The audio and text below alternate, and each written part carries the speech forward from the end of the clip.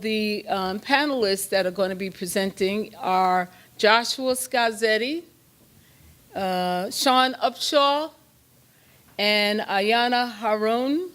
So if you want to come and take your place at the table here, when you get here, please turn on your mic so that we can hear you, and we'll get started.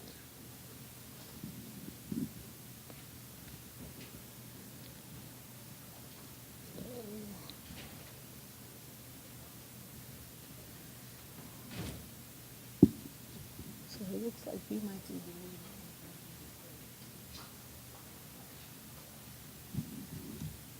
So this is Sean Upshaw.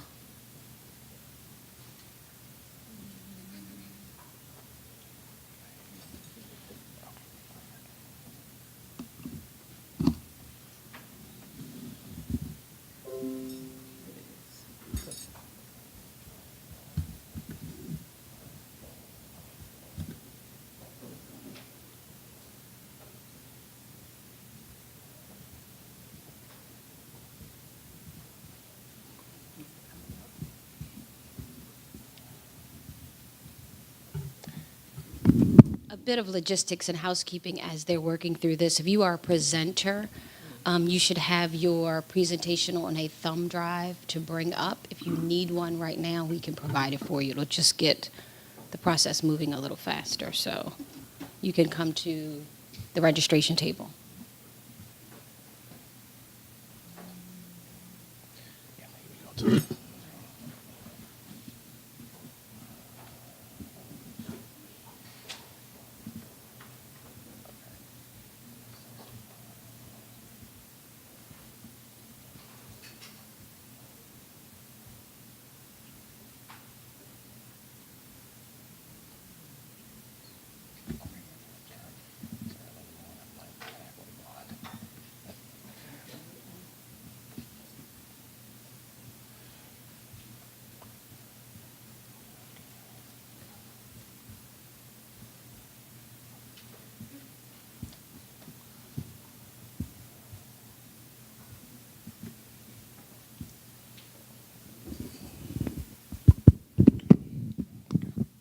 Good morning, everyone.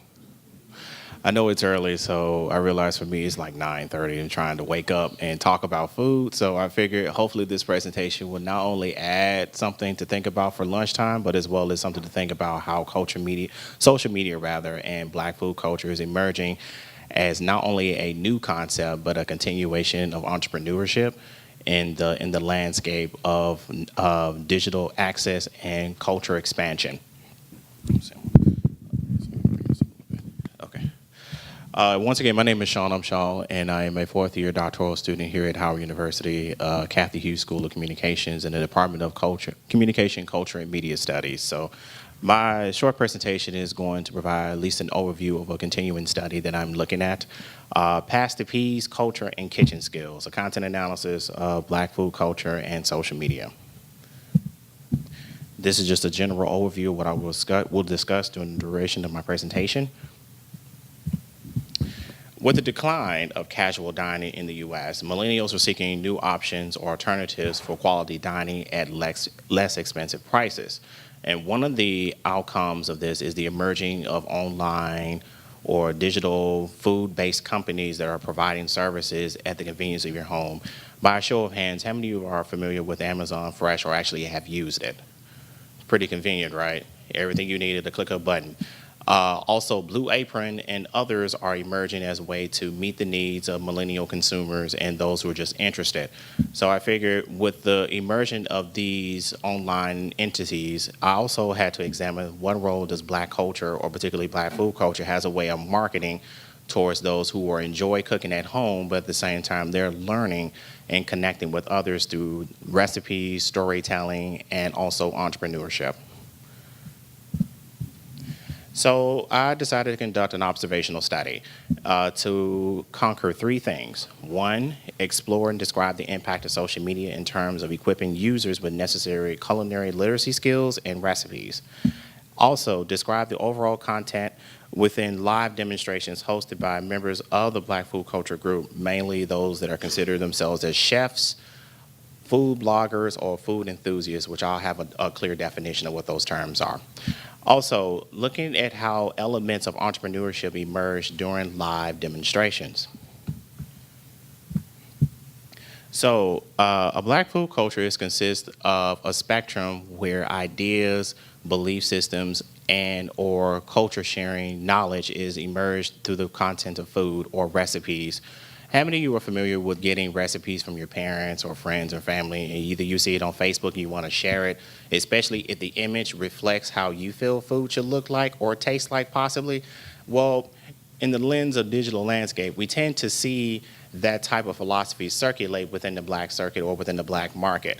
In most cases, it gives people who are definitely call or consider themselves the ultimate foodie or expert an opportunity or a platform to reach a massive audiences just with a simple recipe. A food enthusiast is an individual who is passionate about food, not only because of what it is, but what it represents and the history that is tied to it and how many others can infuse that sense of passion and purpose within the simple recipe or a dish. And a food blogger is an individual who takes on a full-time responsibility, not only to talk, review, share, or educate, but it actually equips them with the knowledge that it is not only transferable, but it also inspires next generation of ideas that will come up simply because of exchange of conversation. Now with means of social media, it's more of a quick text or video or a snap. Anything of those media channels will allow people to not only share their ideas, but to be able to cultivate relationships, genuinely cultivated relationships. So I decided to look at 3 profiles that are quite prevalent online, at least within my circle space. So I'm still expanding this study. So I decided to look at Chef Kenneth Temple.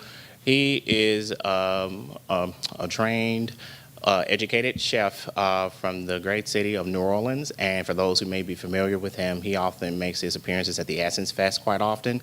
And he also has his own channel on Facebook where he does live demonstrations every Tuesday. And he's been providing a lot of ideas and suggestions to audiences who may not be familiar with Creole-style cooking, and how many of them are not only learning, but they're sharing their experiences with each other, thereby expanding the market of his presence. Also, Miko Drew, which is the young lady in my first slide, she's on the left. She is a food blogger. She was once a corporate executive, but she decided to go full-time in exploring the content of food from an individual who comes from the Midwest, but she has more interest in California-style influenced foods. So her idea is to not only share her experiences, but equip her viewers with simple things that they can use and take away that can feel like they've gotten a lot of money out of it, but at the same time, the experience is what equips them with simple to-do techniques at home. And then also Danny Rose, she considers herself a food enthusiast. Why? Because food is her passion. And she references it quite often on her Facebook Live demonstrations quite often. She does hers on Sundays. Sunday evenings around 8 o'clock. So you will get a mixture of juke joint music, good conversation, recipe sharing, and at the same time, she provides outlets for people to come and actually learn from her through individual training sessions that she hosts every few months. So these 3 individuals caught my attention, and I had a chance to observe their live demonstration feeds, which I'll explain a little bit later. So I decided to look at the overall content of their live feeds. So between May and September of 2017, I had an opportunity to observe 43 live demonstrations. So that's a lot. And majority of the live demos are consistent within an hour or less than an hour. And in the meantime of those demonstrations, people were able to ask questions, get tips, understand what type of recipes people can consider using, alternatives, and at the same time, the stories that come with it. The stories are usually the most powerful piece that comes with it because it connects audience members, whether they are local or international or just in the realm of being notified through the share button. So many of them get their platform just on base of conversation alone, and also, of course, imageries of good food. So you get a 2-for-1 deal here. So I decided to look at the overall message of each live demo, along with observe the reactions and interactions with other profiles that actually comment or share or provide suggestions, and at the same time, observe how culinary literacy and recipe sharing and entrepreneurship function within those live feeds. So So just from the short time of it, I decided to. Well, actually, I came up with some thoughts while I was just reviewing this information. One, thanks to social media, Black food culture not only has an identity within the digital space, but it's become a part of a growing grassroots level entity that is still emerging each day. Well, I know for me, I follow quite few on Instagram along with Snapchat as well. So those type of intimate connections, at least in my opinion, allows me to know the individual not only beyond the food that they provide, but the stories, the education, and as well as the need for support.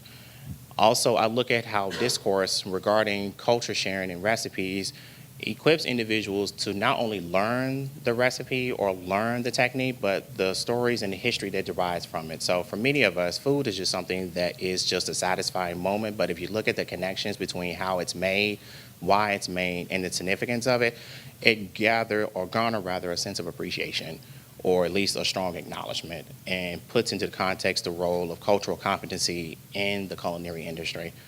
And then also entrepreneurship. Many of them take advantage of what mainstream media outlets provide, specific well-known or celebrity chefs, while others who are not quite made it to that stance are using social media as a means to gather their own grassroots support, and they're growing each and every single day. So these are just some of the thoughts that I took away, but I know further investigation is needed, at least scholarly, it will be needed.